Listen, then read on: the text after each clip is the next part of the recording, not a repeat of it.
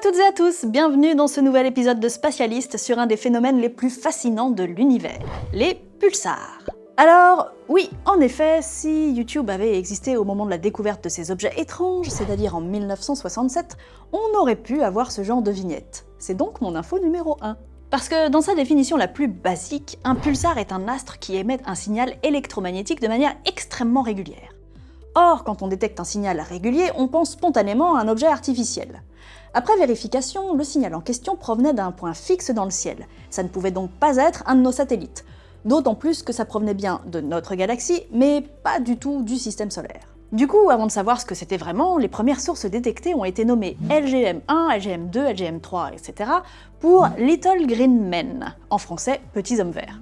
C'est quand on a découvert plusieurs sources de signaux réguliers dans différentes régions du ciel très éloignées les unes des autres qu'on s'est dit que c'était quand même un peu bizarre que des civilisations extraterrestres, trop éloignées pour pouvoir rapidement communiquer entre elles, se mettent spontanément à émettre en même temps des signaux en direction de la Terre. Du coup, on est revenu à un signal naturel et on a découvert que c'était des étoiles qui tournaient sur elles-mêmes de manière extrêmement rapide, qui émettaient ces pulsations régulières. Enfin, quand je dis « on », j'ai rien découvert du tout, moi, parce que j'étais pas née en 67.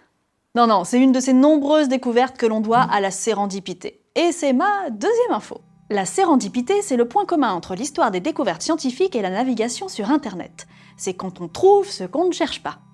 Là, en l'occurrence, on doit cette découverte à Jocelyn Bell, une doctorante en radioastronomie anglaise qui travaillait sur les quasars, ces trous noirs supermassifs extrêmement brillants au sein de leur galaxie.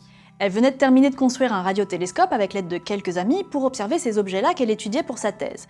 Et elle analysait à la main les données obtenues. Déjà parce que le télescope était tout juste en service et qu'il fallait le calibrer, et ensuite parce que les ordinateurs de l'époque n'étaient pas encore au point pour analyser ce genre de données. Et elle a remarqué les fameux signaux périodiques et très rapides qui ne correspondaient à rien de ce qui était connu. Elle en a parlé à son directeur de thèse, toutes les hypothèses d'un signal artificiel ou d'un dysfonctionnement du tout nouveau télescope ont été éliminées, et Jocelyn Bell tenait à comprendre ce que c'était. Elle a donc continué à étudier ces étranges signaux en même temps que son observation des quasars, et elle est parvenue à la conclusion que c'était un tout nouveau type d'étoile. La découverte a donc été publiée, et elle a reçu le prix Nobel en 1974 pour avoir découvert ces fameux pulsars. Ah, pardon. En effet, non, excusez-moi, c'était une erreur. Jocelyn Bell n'a pas eu le prix Nobel, c'est son directeur de thèse et un autre type qui l'ont eu pour cette découverte. Bon, en même temps, hein, donner le prix Nobel à une femme... Non. Mais alors du coup, qu'est-ce que c'est exactement que ce nouveau genre d'étoile? C'est ma troisième info. Un pulsar, c'est une étoile à neutrons qui pulse. Une étoile à neutrons, qu'est-ce que c'est? En fait, ce n'est pas vraiment une étoile puisqu'il n'y a plus de réaction thermonucléaire en son cœur. Une étoile à neutrons, c'est le cadavre d'une étoile très massive qui a explosé sous forme de supernova et qui est essentiellement, pour simplifier à l'extrême, composée de neutrons. Ce sont des astres très petits, de l'ordre de la dizaine de kilomètres de diamètre, mais extrêmement denses et extrêmement massifs puisqu'on parle de milliards de tonnes par centimètre cube. Ça a beau faire la taille d'un petit astéroïde, j'imagine même pas le poids qu'on pourrait faire à sa surface. Enfin bon, peu importe, hein, a priori on n'est pas prêt d'aller foutre les pieds sur une étoile à neutrons, donc tout va bien. Mais comment passe-t-on d'une explosion d'étoiles massive à un pulsar? En fait, ce qui reste de l'étoile après l'explosion conserve le moment angulaire de l'étoile d'origine.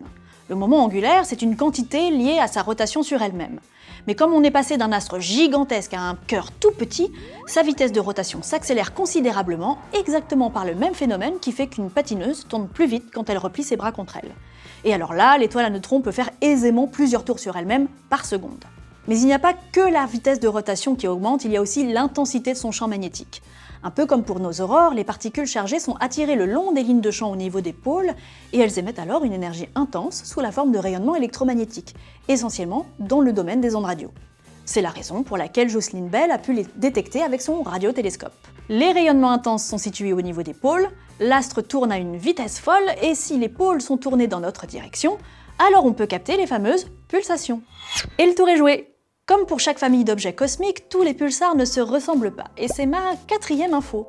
Il existe des pulsars qui émettent aussi en rayon X ou en rayon gamma, et même un, c'est pour l'instant l'exception, qui n'émet rien du tout en ondes radio.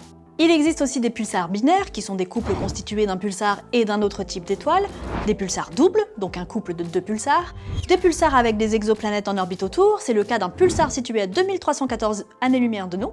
Bref, le bestiaire des pulsars est tout à fait fascinant, d'autant plus que les phénomènes physiques liés à ces objets ne sont pas encore totalement compris. Mais ça n'empêche pas les scientifiques de les utiliser pour faire des découvertes qui ne leur sont pas intrinsèquement liées. Par exemple, c'est grâce à un pulsar binaire découvert en 1974 que l'existence des ondes gravitationnelles a été démontrée pour la première fois, offrant un prix Nobel en 1993 aux 2 physiciens qui l'ont étudié. Et c'est ma 5e info. Russell Hulse et Joseph Taylor, 2 physiciens américains, se sont rendus compte que le pulsar et son compagnon, qui sont en orbite autour d'un centre de gravité commun, accéléraient très légèrement. Or, un objet très massif qui accélère, ça émet des ondes gravitationnelles. En émettant de telles ondes, ils perdent un peu d'énergie, ce qui les fait tomber légèrement l'un vers l'autre, et donc les rapproche. Or, qui dit orbite plus rapprochée, dit aussi accélération des astres, qui implique l'émission d'ondes gravitationnelles, ces fameuses vagues dans le tissu de l'espace-temps, ce qui leur fait perdre un peu d'énergie et les fait tomber l'un vers l'autre, toujours un peu plus, etc., etc. Les données issues de l'observation de ce pulsar binaire étaient en parfaite adéquation avec les équations de la relativité générale d'Einstein qui prédisaient les ondes gravitationnelles. Donc, grâce à un pulsar, on a eu la confirmation de leur existence dans le monde réel, et non plus seulement sous forme d'équations, bien avant de les avoir détectées grâce à un instrument de mesure. Et voilà, j'espère que cet épisode vous aura plu. Si c'est le cas, n'hésitez pas à mettre un pouce vers le haut, à partager cette vidéo sur les réseaux sociaux, à vous abonner à la chaîne et à activer la cloche pour ne pas manquer le prochain épisode sur les supernovae.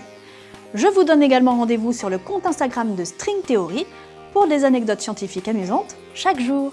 À très vite.